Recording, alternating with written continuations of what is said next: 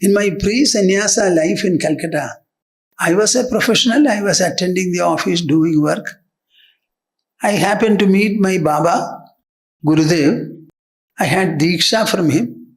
The moment I had the first sitting with him, when I woke up with a treasure. A treasure, the like of which I had not found, I had not had earlier. Something transpires in Diksha.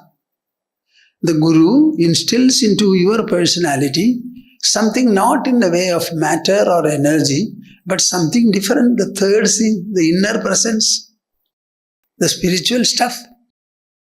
So in my case, it was in the form of a vibrational experience, very joyful. That experience has not left me even now. For me, meditation was not strenuous at all. It was always a vibrant, enlivening experience. I had an immense measure of it. After sitting with him 3 times and say, I had to go. Then I said, Baba, please don't tell me to read. I don't want to read. I want to experience the truth. You have given me now Diksha. This Diksha I will hold on to as much as possible. So he smiled. He said, okay, don't read. But when the time comes, the book will come to you. It will be there. So I did not read.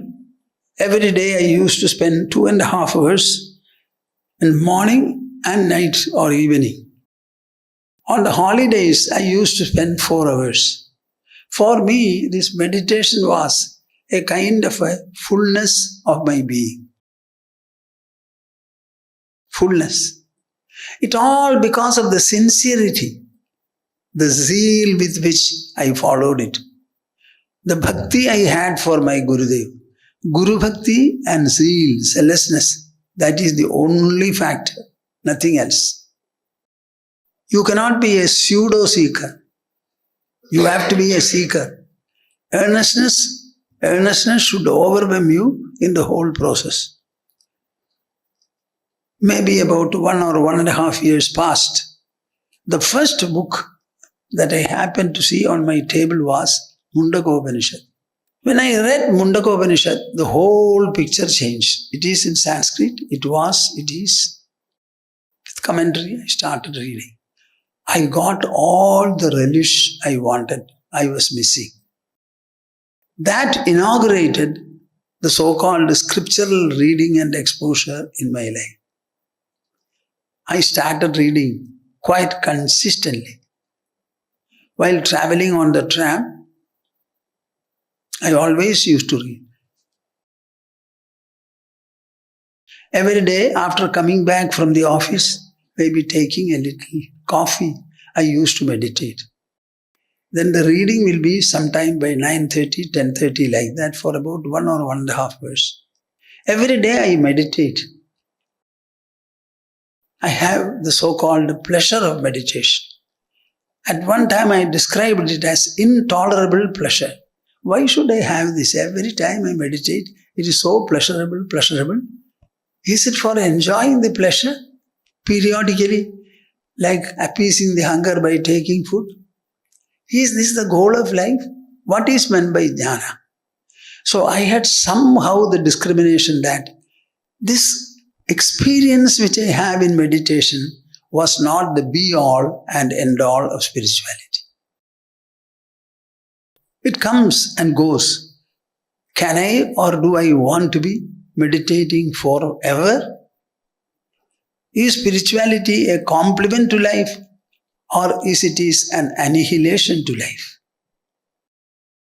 If it is a complement to life, life will remain there. Spirituality will complement you.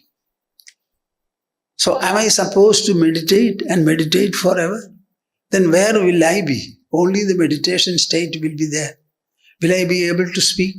Will I be able to share anything? So this This experience, however delightful, however exciting, however exhilarating it is, that is not the be-all and end-all. I am the self always. Always. Whether I meditate or not meditate, I am the self.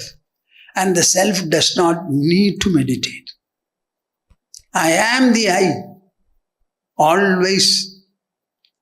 It's a fact. It's a truth. And this truth is to be comprehended. So what is the final goal of spirituality? It is knowledge. Bah. That is what the Mahavakya of Rigveda says. What does it say? Prajnanam Brahma. Brahma means the supreme reality, not the creator, Brahman. That supreme reality is Prajnanam. It is not a solid existence. It is knowledge.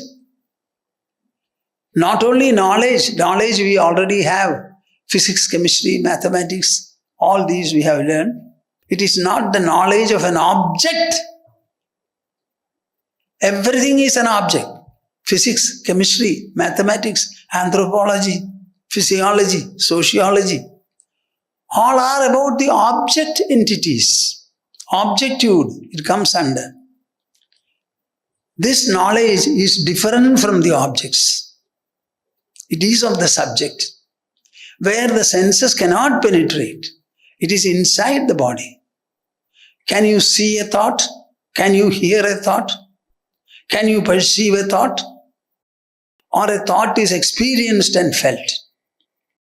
Experience means knowledge. So this prajnana, when the jnana develops in its measure, in its depth, in its vastness, in its profusion, what happens?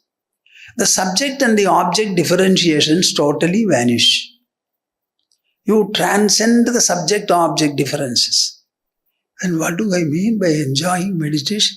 This discrimination somehow crazed me at that time. I was reading scriptures and scriptural texts. I could understand them very well without any trouble whatsoever. A very realistic way of understanding.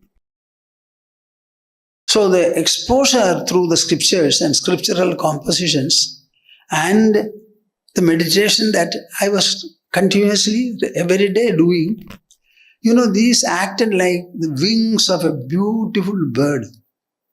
And they started. I started flying and reaching greater and greater heights.